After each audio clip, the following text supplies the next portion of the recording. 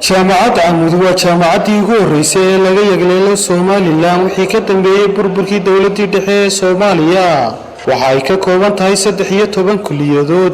kuliyadda caafimaadku waxa ay ka mid tahay kuliyadaha ay jaamacadda Camud ka kooban tahay, waxaana sanad walba soo saartaa dhaqaatiir kuwaasi oo ka shaqeeya deegaanada afka Soomaaliga lagaga hadlo.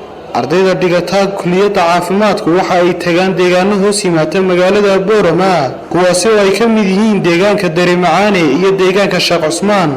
deegaanka Dareemacaane oo 5 kiiloomitir waqooyi kaga toosan magaalada Boorama, marka ay tagaan ardaydu waxay adeegyo caafimaad oo bilaash ah siiyaan dadka ku dhaqan deegaankaasi, isla markaasina waxa ay iyaga laftigoodu ka soo kororsadaan iyo waayo aragnimo.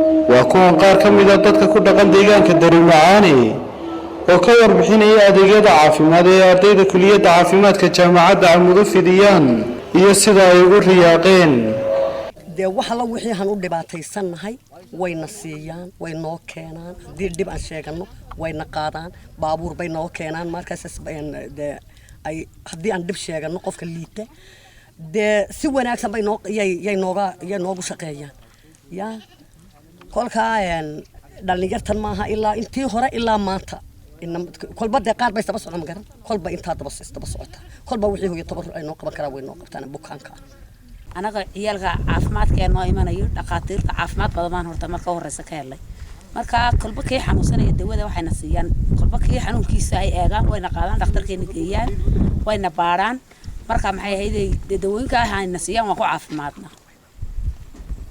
marka maxay ahaydey caafimaadkaana kolba waqtigu sidoo yahay baan anagu la soconaa. khamiistayna noo yimaadeen maalinta xanuunkayga kolba ku weyn iyo ku yarba xanuunkayga iyaga kala eega. marka ardaydu way mahadsan tahay qolkiiba boqol dawooyinka si fiican bay noo siiyeen. anaga kaanu sheegnay dawada fiican aad caafimaad ka keenta iyayna siiyeen. xanuun wixii noo yimaada markaanu sheegno dawooyinka si fiican bay noo siiyeen. boqolkiiba boqol baan uga mahadnaqnaa. khamiistan way noo yimaadeen marka si wanaagsan bay ardaydu nooga shaqaysaa. marka waan ka mahadnaqnaa boqolkiiba boqol. sidoo kale qaar ka tirsan ardayda kuliyadda caafimaadka ee jaamacadda Camud ayaa faahfaahin ka bixinaya sababaha ay toddobaad walba maalin u tagaan deegaanka Dareemacaane. oo aanu joogno goobta Dareemacaane oo ka mid ah goobaha ardayda caafimaadku ay ku bartisgareeyaan waxbarashadooda mujtamacana ay u taraan.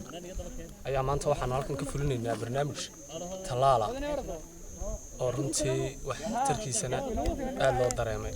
nimaadnay horta kiisas iyo reality waxyaalo la arkay tangible oo jira oo soo aragnay oo horena u arag waxyaalo badan ka faa'iideystay sida ardayda naga sareeyay 5 yearka ilaa 4 yearka waxyaalo badan inoo sharxeen inoo iftiimiyeen baa jira. meeshan Dareemacaane runtii wallahi waa meel aad iyo aad u fiican, dadka ku nooli ay dadka soo dhaweeyaan, dadka u imanaya iyo ardayda u imanaya si fiican loo dhaqmaan, gaar ahaan marka talooyin la siiyo talooyinka ay ka qaataan.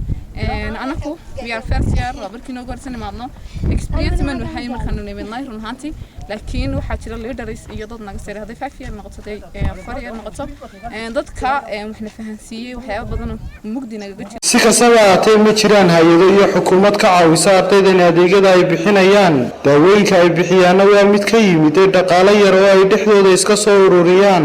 shaqada ay hayaan ardaydu noqotay inay daaweeyaan dad badan oo la dhaacaya xanuun, kuwaasi oo aan dhaqaale buuran iyo xoog midna u haynin inay ku soo gaaraan magaalada. Khadar Maxamed Xasan Abaqayle, shabakadda wararka ee Boorama News, magaalada Boorama.